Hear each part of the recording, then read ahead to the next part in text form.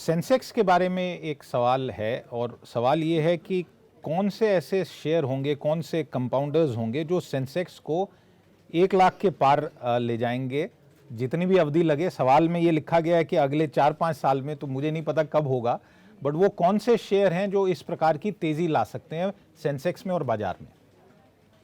नहीं तो आप एक चीज देखिए, ये रिले रेस के जैसे है।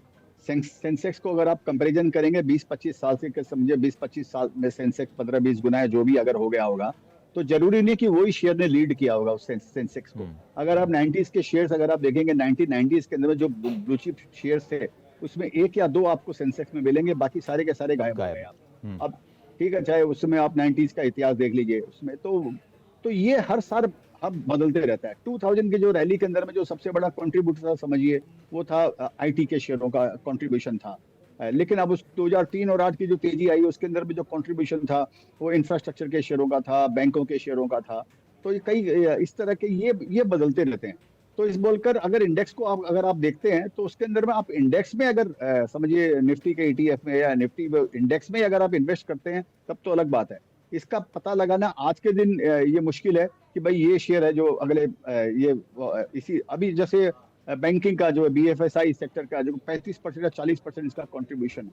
अगर आप देखें तो ये बहुत बड़ा कंट्रीब्यूट करता है इंडेक्स के कंपोजिशन को। ये तो ये आगे पीछे कभी ना कभी एडजस्ट होएगा। ये तो इसका आज पता लगाना मुश्किल है कि ये और ऐसा बात नहीं है। आप देखिए जो मल्टीप्लाई होते हैं वो मिड कैप होते हैं ज्यादा बजाय लार्ज कैप के। इंडेक्स के जो बाहर के शेयर्स हैं वो डेटा इतिहास ये बताता है कि वो आपको ज्यादा मल्टीप्लायर बनते हैं आपके लिए। वो 10 गुना 20 गुना 50 गुना जो शेयर होते हैं वो मिड कैप से निकल कर आते हैं, वो न कि वो लार्ज कैप से निकल कर आते हैं। That's right, sir. In fact, I wanted to ask you there. So, if there is a 23-24-year-old wanting to ask your advice today, what would you advise them? Should they balance out their portfolio between the large, mid and small caps, or should they go all out because they have the risk-taking capability at 23-24? Should they go all into small caps right now? No, I don't suggest them to go for small caps. I would suggest them to go through mutual fund. I think they should not invest in this market directly, whether large cap or small cap, because ultimately money is money. If market will fall, if market will crash for any reason, small cap will fall more, but large cap will also fall. So for a person at 23, 24, it does not matter what's your age. If you are new to this market, if you have joined this market after COVID, after the bull market started, say from 21 onwards or whatever, if you have joined the stock market after 2021, then you are still fragile.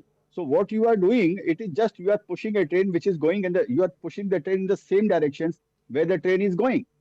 अगर आप उसको train को उल्टी direction में अगर धक्का लगाओगे तो आपको मालूम पड़ेगा आप में कितना दम है। तो अभी आप जो ट्रेन जो चाह रही है उसी दिशा में आप उसको धक्का लगा रहे हो, आपको लग रहा है कि मैं बना रहा हूं। नहीं, आप पैसा नहीं कमा रहे हो। This is market which is making money for you. So you should understand this thing. So I would advise them that for at least 4-5 years they should invest through mutual fund. Video पसंद आया तो हमें like, comment, share और subscribe जरूर करें।